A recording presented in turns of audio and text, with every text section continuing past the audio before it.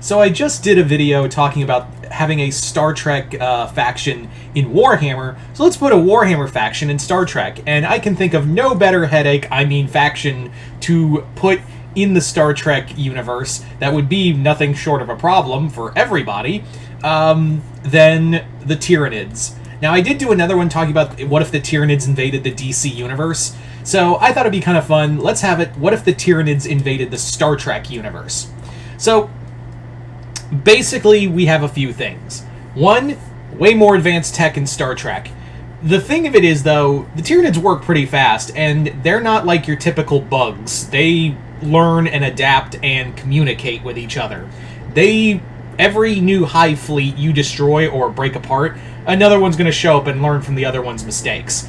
I mean, hell, the Swarm, you can't beat the Swarm Lord twice. It's just how it is.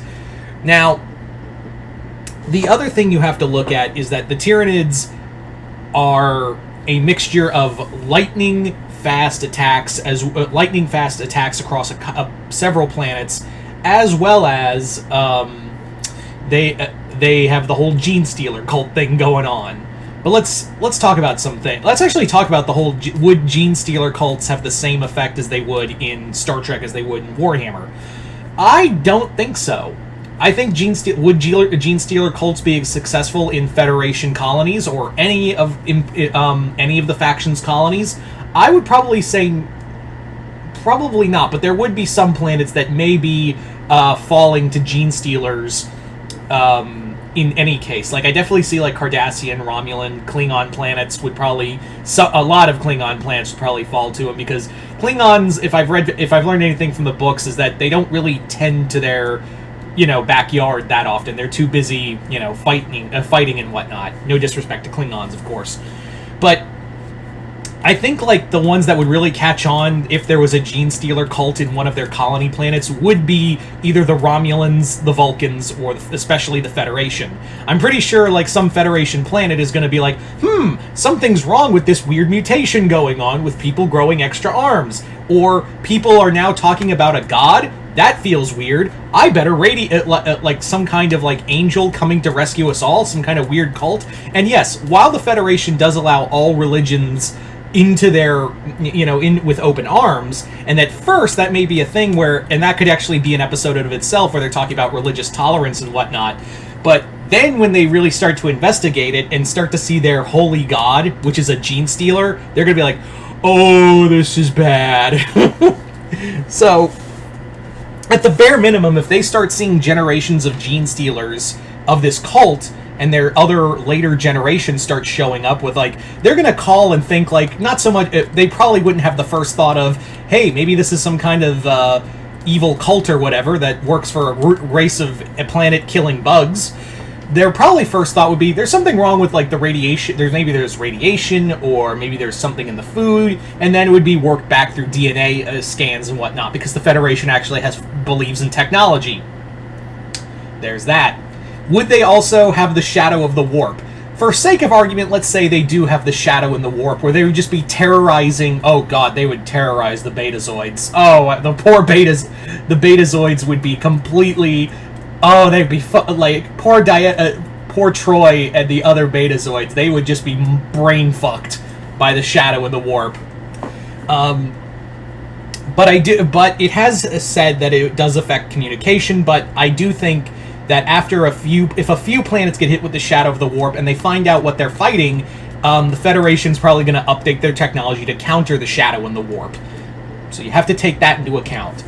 Now, having said all that, the Tyranids are still a problem. They're fast-moving, they're fast-replicating, and they also aren't dumb. They are very intelligent, and I think the Federation would be a little slow to understand that these guys aren't like aren't a bunch of locusts. They're thinking. They are, and their whole thing is, we want to eat everybody equally. So yeah, I do think that the Federation, like I said, I do think that the Gene Stealer cult plots probably wouldn't work on the same level in Star Trek, because everyone's not a fucking idiot. Everyone's not a fucking idiot who's scared of technology, like in the Imperium. But I will say that, like I said, I do think some planets might fall to it, but not to the same level as you see in Warhammer. Now, like I said, the Tyranids have a tendency to, do this whole thing of we can learn from our mistakes real quick, faster than the Federation would. And I think the other thing that what would give the Star Trek universe a bit of an edge against the Tyranids is that, unlike the whole thing of the Tyranid swarms could be beaten if it wasn't for plot armor, or for Space Marine plot armor. I said what I said. The only real way you can beat the Tyranid, they could probably beat the Tyranids is if all the factions decide to unite and fight the Tyranid horde out of the galaxy. But that's never going to happen. That's not the case here in Star Trek. If the Tyranids became such a problem, especially if they were coming from underneath the galaxy, because they can do that. If High Fleet Leviathan just showed up and just started wrecking I think they would probably attack uncolonized worlds first, and that's where they'd start in the Alpha Quadrant. If they made it that far into the Alpha Quadrant, they'd be attacking uncolonized worlds neither from the Federation or otherwise, and then they'd start to see the growth, whether it be from discovering gene stealers or, encountering on deep space missions to discover, and then they encounter the Tyranids, and there would be an attempt to contact them. But the moment the Tyranids open one of their hive ships, open that mouth to swallow the ship, it's fire fucking everything. Now, getting back to my point, is that the one thing the Star Trek universe has that could battle the Tyranids is they will unite. That is kind of no matter how much everyone hates it, has a disagreement with it, with people, shall we say. The Klingons and Federation are in a pretty tight alliance in the TNG universe for the most part. DS9, I know it makes it a little mucky. It kind of mucks it up a bit, but they're still cordial with each other. And even, but yeah, when the Dominion threat came, when the threat of the Dominion came, there was the Klingon Federation alliance, not to mention the Romulans, albeit Sisko did play a dirty hand in a pretty dirty trick in bringing the Romulans into the war on the Federation side. I imagine everyone's going to be oh, that's not good. Yeah, we'll work. If they see just this horde of Lovecraftian monstrosities coming at you with nothing more than the thought of, we're going to eat you, I'm pretty sure the Romulans and even the Cardassians would be I hate you less. I'm going to hate you less now for a bit, but that's a problem. So I do think that would give them an edge, is that the Federation would definitely be helming it and probably battling it, but once the Tyranids started invading the parts of the Alpha Quadrant that are under Romulan or Cardassian territory, or even what's left of the Dominion, there's going to be a lot of talk immediately of, hey, we can't fight these things on our own. Let's team up. Let's do something about this.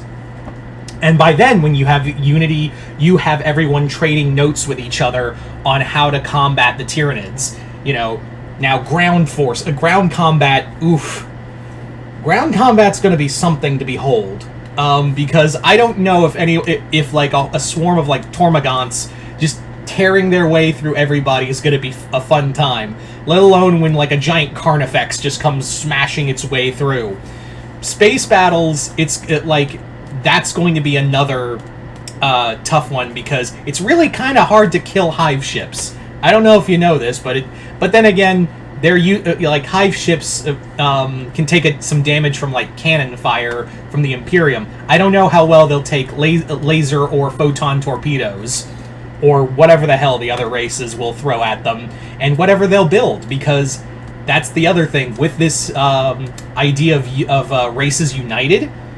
Therein lies another thing, is that everyone's trading notes to how to combat the Tyranids. But the Tyranids have one thing that does play in their favor, and that's overwhelming numbers. And like I said, it's kind of like what I said about the Skaven, where you kill one Tyranid, there's about 100 more waiting to eat you, and turn your whole planet into biomass. So the waves of Tyranids are going to be a problem, and the only way I could see any plausible way the entire Star Trek universe could survive is if they all banded together, which again is a possibility. They've done it before, And it was always said, like, if in any case, like, whether it be some unknown entity, or the Borg, or even the Dominion, there was gonna, like, people, like, the Star Trek universe will, like, pull an Avengers and just fight together. And I imagine planet-killing eldritch nightmares counts in that factor. But you guys tell me in the comments below, what do you think it would be like if the Tyranids invaded the Star Trek universe? Let me know in the comments below. I'm very curious about this one, and hope you all enjoyed this. I'm Mr. Multiverse. I'll see you next time in the Multiverse.